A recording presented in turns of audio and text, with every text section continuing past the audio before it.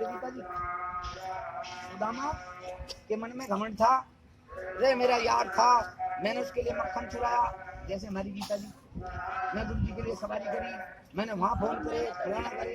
एक मिनट, मैं तो कह रहा हूँ, मैं कह रहा हूँ, और जो मैं कह रहा हूँ वो सच है। तो आप हो सुदामा, भगवान कब मिले? लास्ट में। और मोहमाया का इतना अंधा था, भगवान ने 3 लोग का मालिक बना दिया, लेकिन फिर भी उसे दिखा कुछ नहीं दिया। जब वापस आया, जब भी भगवान को गाली देता था। एक भक्त हुआ नरसी, अरबपति था, खरबपति, ठीक है जी। ज्वाला जी में बताऊंगा, इतना बड़ा था, मनसा सेठ का नाम हुआ करता था कभी, और फकीर बन गया यात्रा से। और औरत चाहे तो अपने आदमी को भगवान बना देती है, और औरत चाहे तो अपने आदमी को जीते जी मरवा देती है।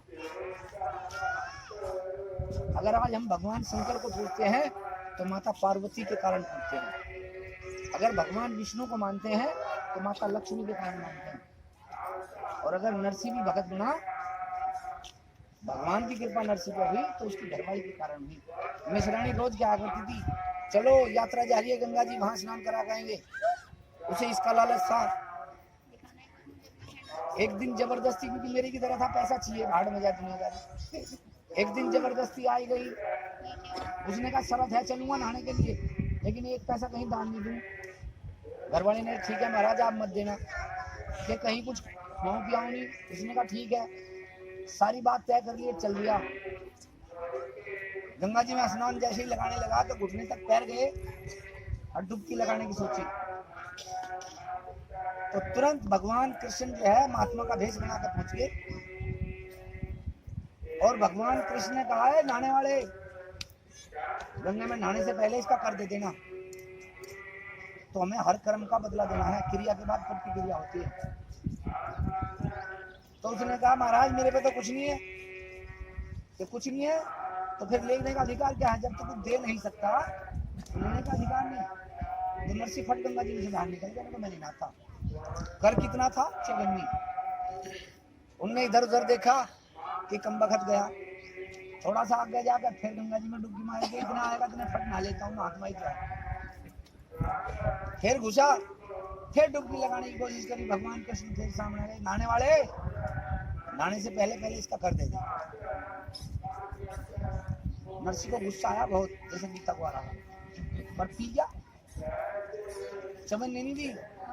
फिर गंगा जी बाहर निकल गया, तीसरी बार थोड़ा और किलोमीटर 2 किलोमीटर आगे चला, हालात ये हुए हर की पौड़ी पे पहुंच गए, हरिद्वार में हर की पौड़ी पे पहुंच गए, और वहां जाके वो फिर नहाने लगा।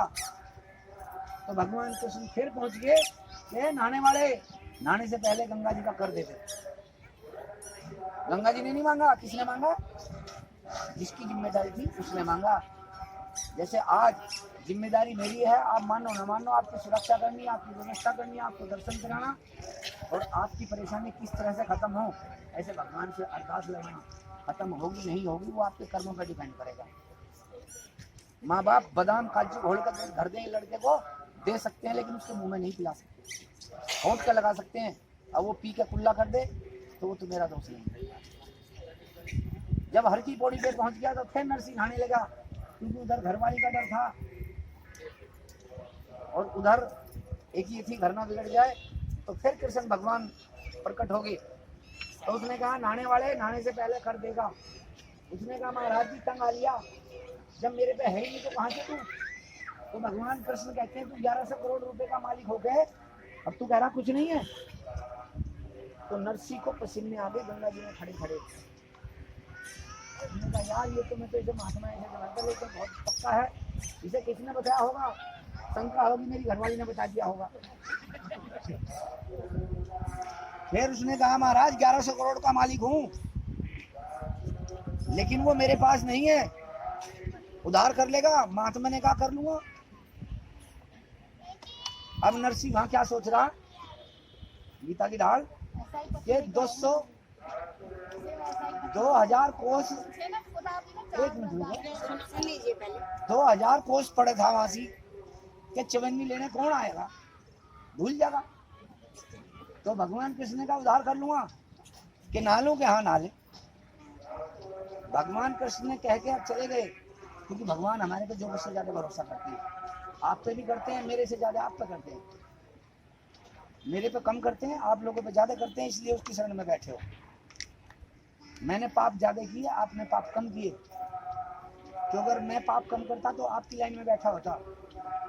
समझिए, जो ज्यादा बड़ा पाप करता है वो जेल में वो तो बना दिया जाता है इंचार्ज, लेकिन सजा सबसे बड़ी होती है, उसे वहां भी जिम्मेदारी देता है, सबकी निगाह रखनी है।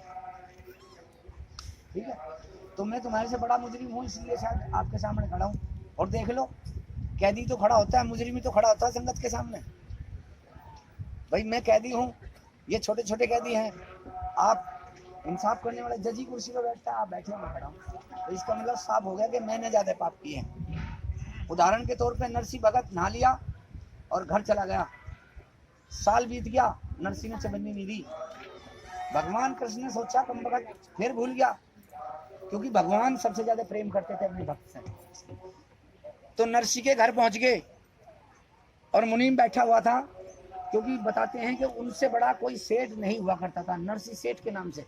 नरसिंह सेठ के ये 4 लड़के थे और चारों लड़कों को उन्हें 1100 रुपए की करोड़ की संपत्ति डिवाइडेशन कर दी।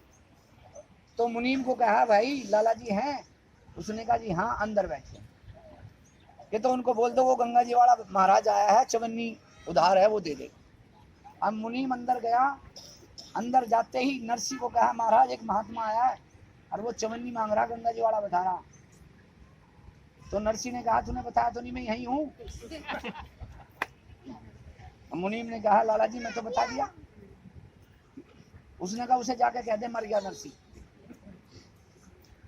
मुनीम बाहर आया, उन्होंने कहा महाराज जी मैं तो ठीक ठाक छोड़ के आया था, लेकिन आपके आते ही लाला जी मर गए।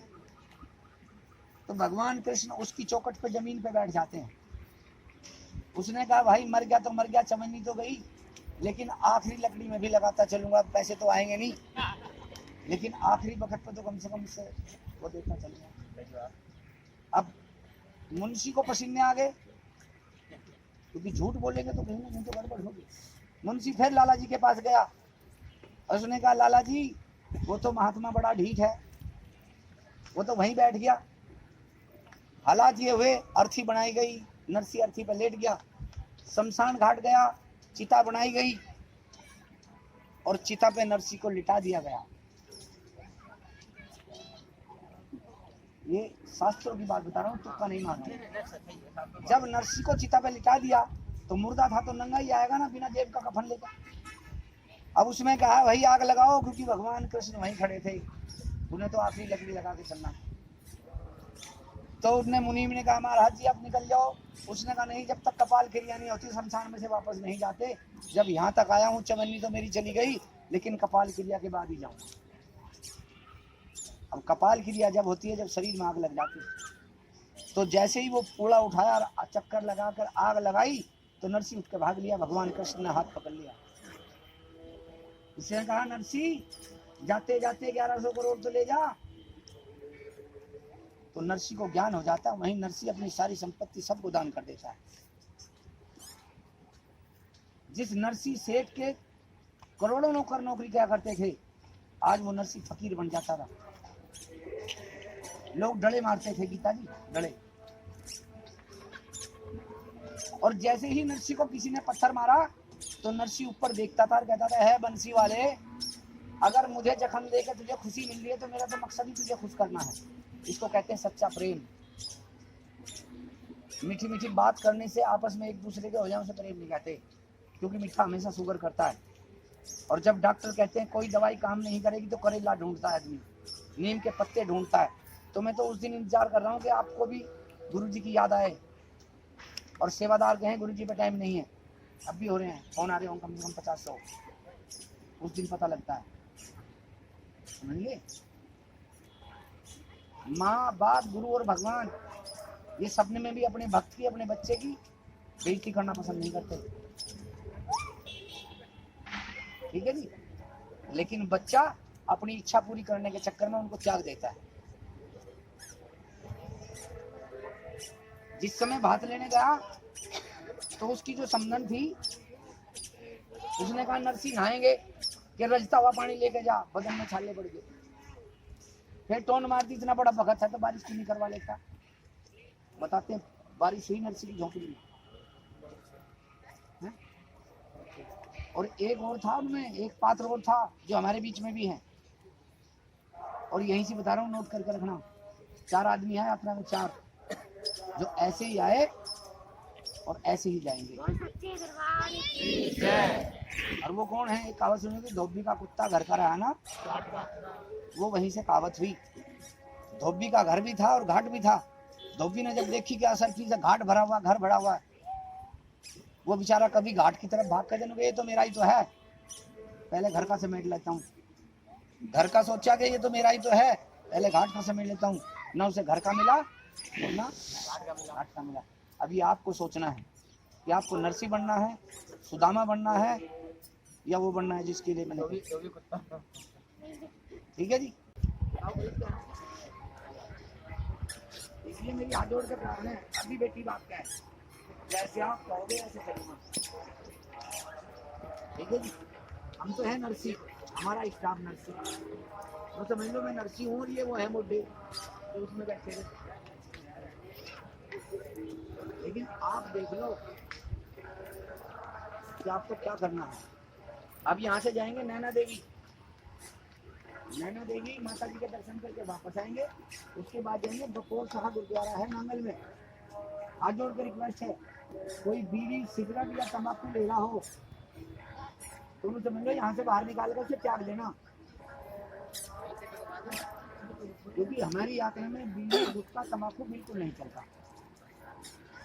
वरना गुरुद्वारे में तलाशी होगी और जिस पर मिलेगा गुरुद्वारे से बाहर निकलवा देंगे। ये आपकी सिद्धि है। दूसरी बात, जहां मर्जी थूक देना। मैंने 6 आदमी को जेल करा दिया, बताओ क्यों थूक रहे हो भाई? ये हमारी सवारी के हैं। जहां हम बताइए, हम गाड़ी में चढ़ रहे हैं, उतर रहे हैं, मैं नंगे पैर हूं, क्योंकि आप पैसे वाले, आप तो बढ़िया बढ़िया बूट पहले, और वहां थूक दिया, मेरा पैर आ गया, तो आपको मिलेगा कुछ अच्छा लगेगा? ये हमारे साथ छोटे छोटे बच्चे हैं, वो तो बेचारे ऐसे भाग लेते हैं। इस चीज का ध्यान रखना है। तीसरा, जो माताएं